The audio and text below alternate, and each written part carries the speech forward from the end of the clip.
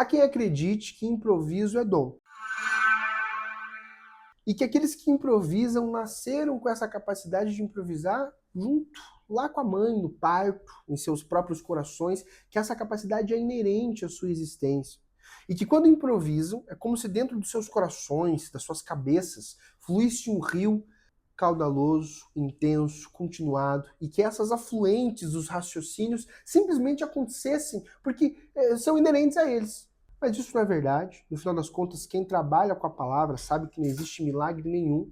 E o que existe, na verdade, é um acúmulo de matéria anterior, de experiência anterior, de vida anterior, de poesia, de novela, de filme, de existência anterior, que ampara você para conseguir realizar boas improvisações. Esse texto, por exemplo, possui um guia para que eu pudesse trazer essa ideia central para vocês. Mas exatamente essas palavras que eu estou ajustando aqui nesse momento são, na verdade, fruto de improvisação, a partir de um ponto específico. Nesse vídeo, portanto, eu vou mostrar para você quais são os bastidores da improvisação e como e por que alguns advogados, alguns oradores oram e falam, expõem suas ideias de fato como se fossem rios caudalosos, com ideias intensas e que parecem sim terem sido desenhados ao ofício. Mas a verdade não é nada disso. Na verdade, se trata de maneira objetiva de um arcabouço anterior que ampara uma capacidade de improvisação no mundo prático. E qual é o problema em relação à improvisação? São 3 problemas. O primeiro problema reside no fato de que autores conceituados, tanto do Ministério Público quanto da Defesa, Evandro Lins e Silva e Edilson Mongeron Bonfim, que eu vou citar no decorrer desse vídeo,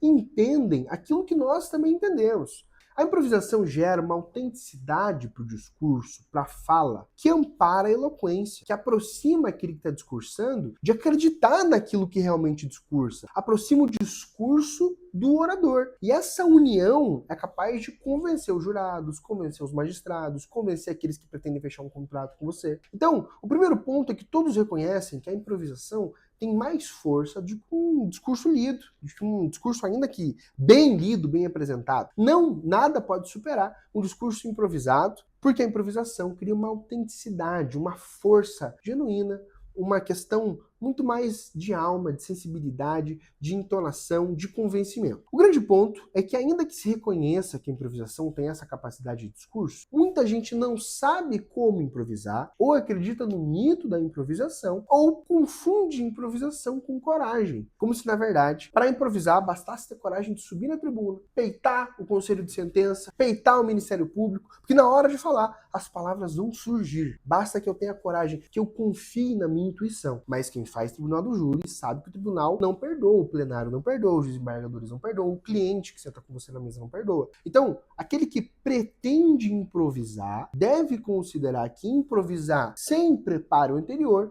é como se você entrasse para realizar uma dança, para dançar uma valsa, e não soubesse nenhum passo da coreografia, não conhecesse o tablado. No primeiro passo em falso, todo mundo perceberá, aliás, que você não se preparou e que você tenha coragem e não preparo. E lembre-se, o tribunal do júri, a gente sempre fala isso aqui na oficina, é um espaço de disputa de credibilidade. Aquele que parece mais preparado tem mais condições de ganhar o voto do jurado. E, portanto, você tem que parecer preparado, ainda que improvisando. E esse é o segredo para aumentar a tua credibilidade. Então hoje eu vou te explicar, sem mais delongas, como é que esses advogados e promotores que eu citei aqui, como é que nós também nos preparamos para improvisar. Todo improviso é resultado de uma preparação anterior invisível. Mas antes de continuar, eu quero te convidar a fazer parte da comunidade que é a Oficina Criminal. Lá no nosso perfil do Instagram você encontra aulas gratuitas, você encontra vídeos semanais aqui no perfil do YouTube. Lá no perfil do Instagram você encontra ainda materiais para download, conteúdos, peças, requerimentos e tudo isso de graça. Além, claro, da nossa mentoria de Tribunal do Júri. Se você tem interesse de fazer um júri, viver na prática, a experiência da construção do discurso, da capacidade da criação do improviso, enfim, tudo isso a gente fala na nossa mentoria. Então, depois que você assistir esse vídeo, entre no nosso perfil do Instagram, conheça todo esse conteúdo e se te interessar, faça parte também, claro, da nossa mentoria do Tribunal do Júri. Agora, voltando para cá, qual o segredo que Evandro Lins e Silva e Edilson Mongeron Bonfim trazem para que você tenha a capacidade de improvisar, para que você consiga ter o arcabouço necessário para criar esses discursos e para catequizar os jurados, para convencer os jurados de que eles merecem o seu voto? O Edilson Mongeron Bonfim tem uma frase bastante interessante, que ele diz que aquele que tem mais capacidade de improvisar é o que mais acumulou repertório, treinou a mente e trabalhou as emoções. Veja, Não tem como você, no momento do júri, tentar identificar uma poesia, achar uma citação, lembrar de algum. Não vai dar. Você precisa construir um repertório anterior para, no momento do júri, conectar informações já pré-existentes em você ao caso em concreto. Então, do mesmo modo como acontece nos esportes, por exemplo, onde há uma necessidade de ajuste de técnica, mais aquilo que se enfrenta no campo prático, no tribunal do júri também. Então você vai conectar um ponto que você leu em alguma coisa antes da sessão do julgamento, uma música, uma poesia, uma novela, uma notícia, um fato demográfico. Não tem como dizer aquilo que você vai usar necessariamente na improvisação, porque é inerente à improvisação a imprevisibilidade. Agora, para que você tenha condições de improvisar, é necessário que você construa esse aparato anterior. Nesse livro, a defesa tem a palavra, que é a Bíblia, como o André sempre fala aqui, do tribunal do júri, dos tribunos do júri. Existe uma passagem bastante interessante que relaciona a necessidade de se ler tudo que vem à mão. E acima de tudo, aliás, a recomendação é que você leia literatura, que você se desconecte do mundo só do direito, para que você consiga se aproximar das miudezas da alma humana e conectar o teu discurso, conectar as tuas provas, conectar a tese defensiva aos jurados, de uma maneira mais sensível, mais assertiva. E como é que eu vou dizer, olha, você tem que ler a poesia X, a poesia Y, não tem como. Então, a recomendação do Evandro é, leia tudo que vier à mão. E eu me lembro de um caso que nós fizemos uma sessão de julgamento no Tribunal do Júri, aqui na comarca de Piraquara, região metropolitana de Curitiba, onde nós fizemos, eu fiz o discurso, e vai aparecer para vocês em algum momento desse vídeo, o discurso que se amparou na poesia de um poeta chamado George Herbert. Eram 9 da noite de 14 de janeiro de 2010. Presos de facções rivais são colocados juntos no mesmo espaço. Uma tragédia anunciada. E dentro de alguns dias, os agentes envolvidos nesse caso vão a júri. E é um detalhe que faz com que ele tenha sentado aqui. Por um prego, perdeu-se a ferradura. Por uma ferradura, perdeu-se o cavalo. Por um cavalo, perdeu-se o cavalheiro. Por um cavalheiro, perdeu-se a batalha. Por uma batalha, perdeu-se a guerra. E por uma guerra, perdeu-se o reino. Os detalhes importam. Declaro que o Conselho de Sentença decidiu pela improcedência da denúncia a fim de absolver todos os réus das acusações da prática dos crimes. Por que eu fiz essa junção? Por que eu trouxe esse exemplo, essa poesia? Porque no caso em concreto, o acusado estava sendo julgado porque tinha um nome, um apelido muito parecido com o nome de uma pessoa de fato criminosa, faccionada. Ele possuía o nome de Agnaldo e o apelido de Guina. E a outra pessoa, e esse sim aquele que tinha feito os delitos, praticado os homicídios, ele tinha a alcunha de Guida. Uma letra colocava o nosso cliente à época no banco dos réus. Eu não teria tempo na sessão plenária de sair lendo poesia para encaixar no caso em concreto. Mas o que melhor explicaria para o jurado como os detalhes influenciam na percepção dos fatos e podem alterar a ordem dos eventos, inclusive resultando em condenações injustas, como seria o caso se assim condenasse. Eu, inclusive, separei, para exemplificar tudo isso que eu estou falando, um trecho do Evandro, no livro dele, a respeito de como se formata a improvisação, e quero compartilhar com vocês, vai aparecer na tela, e vou ler. A improvisação não é produto de mágica ou de milagre, nem resulta da geração espontânea. Na improvisação, a nascente não brota sem que o orador, previamente, tenha sabido acumular uma riqueza oculta de vocabulário, de imagens, de ideias, de conhecimentos apropriados, de que ele, chegado o momento, não terá mais o que lançar mão.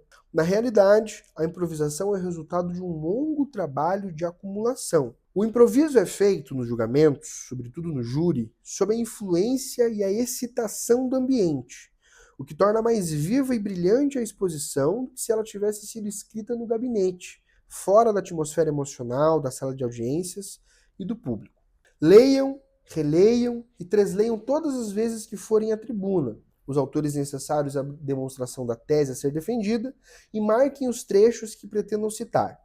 Leiam também literatura, leiam poesia, leiam história, porque é preciso abastecer-se para o momento decisivo.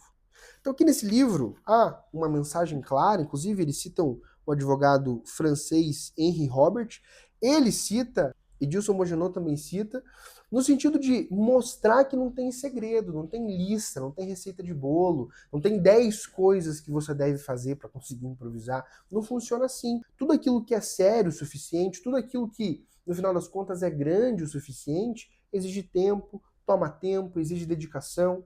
Então, o passo a passo para que você consiga improvisar no tribunal do júri é a leitura do mundo. A leitura de livros, a leitura de séries, assistir a existência humana acontecendo e contemplar a existência humana que é relatada, claro, em textos, em artigos científicos, em dados demográficos, em relacionamentos, nas pessoas, no sistema prisional. É esse tipo de repertório que te coloca em condições fundamentais para que você tenha a possibilidade de improvisar bem, quebrando esse mito de que a improvisação é um produto inerente àquele ser, ou de que é um dom, uma habilidade que nasceu com aquele indivíduo. Ou seja, não existe milagre da palavra, não existe improvisação sem preparo. E quem diz isso sou eu, e são os grandes do mundo do direito, que improvisam com uma capacidade inigualável. Acima de tudo, o Edilson Mangenal Bonfim, eu tive a oportunidade de fazer um curso, uma época que foi um curso aberto para advogados. Esse livro, No Tribunal do Júri, tem um capítulo específico sobre improvisação, onde ele trata exatamente desses temas que eu tratei aqui, e as chaves do castelo são essas que eu te passei. Então, perca esse mito, perca esse medo de achar que a improvisação é uma coisa inerente a uma pessoa específica ou a alguém que assim nasceu. Tenha o destemor de fazer leituras difíceis, de acessar conteúdos que te parecem inacessíveis, no sentido da dificuldade de raciocinar aqueles temas. Leia textos difíceis para que você tenha condições de fazer esses links por ocasião da sessão de julgamento. No final das contas, não existe segredo, não existe receita mágica. O que você precisa fazer é criar o seu bastidor, criar o seu arcabouço, criar em si a possibilidade de improvisar. Ter em si repertório suficiente para citar filosofia, para citar poesia, para citar a Bíblia, para citar o que for. Citar poeta russo, citar poeta francês, falar da realidade brasileira, falar da realidade periférica. Você precisa, no final das contas, ter cultura necessária. O bastidor da improvisação é a cultura. E você precisa ter o destemor de fazer essas leituras, de acessar esses filmes, de sair da zona de conforto e parar de se colocar numa situação que te torna impossibilitado, sendo que isso não é verdade. Esses livros estão aí, o conhecimento está aí, a oficina criminal está aqui. E se você se interessa por isso, a gente publica vídeos semanais aqui no YouTube. Comente nesse vídeo se você tem alguma dúvida, se inscreva para não perder nenhum desses vídeos. E a gente se vê na próxima semana.